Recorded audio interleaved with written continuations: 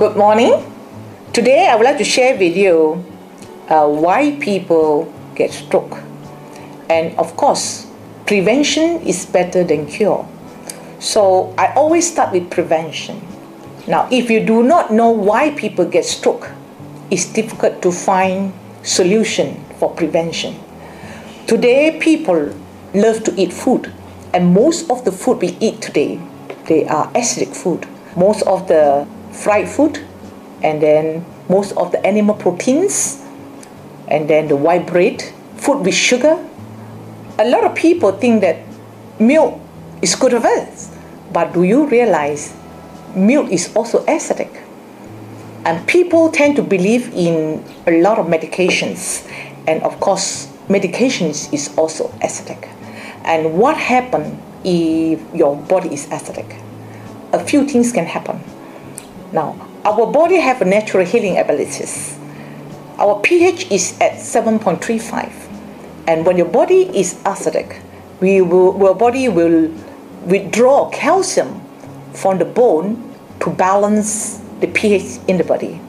But during this balancing, you're not only losing calcium in your bone, but the calciums can eventually settle in the inner layer of the blood circulations if we don't have enough exercise. Because when you don't have enough exercise, your heart doesn't pump hot enough. The circulation is sluggish, and we are giving way to all this calcium to settle in the inner parts of your blood vessels. And eventually we call it calcification of our blood vessels, especially at the micro circulation levels. When your blood circulation is being hampered, oxygenation, and then immune system, and of course nutrients is not be able to reach the target cells, especially in the brains. When you have poor blood circulation in your brain, and eventually it can affect the brain function. Now, stroke actually, it takes some time to develop, and it can take about 10 to 15 years to develop. A lot of people don't have signs, and I have a few patients who had a stroke. They don't even have high cholesterol level, but when they have a stroke, and the doctor also was shocked why this patient had a stroke. And one of them actually is my uncle. He always go for regular checkup, and his good cholesterol and bad cholesterol, which is HDL and LDL level, is always within normal range. But one day he had a stroke, and then we realized his poor eating habits that leads to microcirculation blockage, and that was a long-term process. Now, when we know why people get stroke today, other than the poor eating habits, another thing is because we don't exercise. Today I would like to emphasize on exercise. When your body is acidic, your blood is sticky, then if you don't exercise, you're giving way to all this sticky blood to be settled in the inner layer of the blood vessels, especially the microcirculation, and if it's in the bigger blood vessels, then it's even worse, because it causes hardening of the blood vessels, and then the symptoms will arise like what? High blood pressure.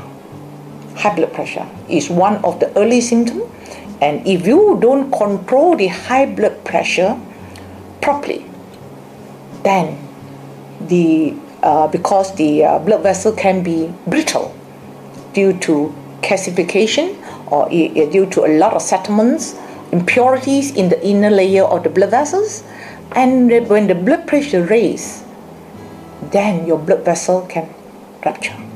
That is one of the causes of the stroke.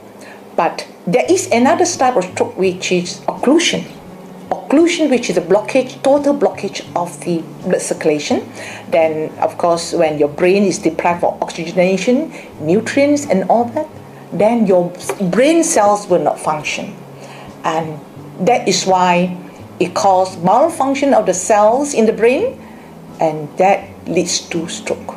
So there are two kinds of stroke. One is bleeding, and the other one is total occlusion of the blood vessels. To emphasize on that again, that is our lifestyle. The food we eat is too much acidic food, and then we also lack of exercise. So based on this, when you know the reason why we get stroke, then we'll try to rectify. So first thing, we tend to eat more fruits and vegetables, more greens, because fruits and vegetables, they can alkalinize our body. And secondly, we try to minimize the acidic food from animal proteins, and exercise, I would say, is essential. And this is the early prevention for stroke. So we have to get this message across to everyone. Thank you.